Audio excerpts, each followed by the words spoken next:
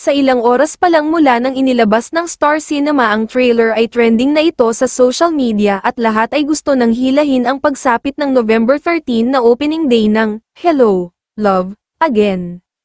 Sa nakachikahan na taga-production ay sobrang pressure nga raw ang Kathden at maging si Direk Cathy dahil nga sa laki ng kinita ng Hello, Love, Goodbye, ay kailangang malampasan nila ito bukod pa sa gusto rin syempre nilang mabawi ang number 1 slot na naagaw ng Rewind, nina Dingdong Dantes at Marian Rivera Dantes. Kaya nga ang sipag-sipag nilang mag-promote, nationwide yan para kasi nga malaking pressure sa kanila yan, chika pa. Based naman sa feedback ay baka naman malampasan dahil ang daming magpapablock screening.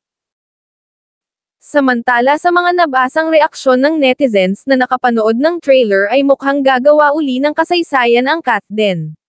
Say nila, ibalik natin ang record na highest grossing film sa Kathden.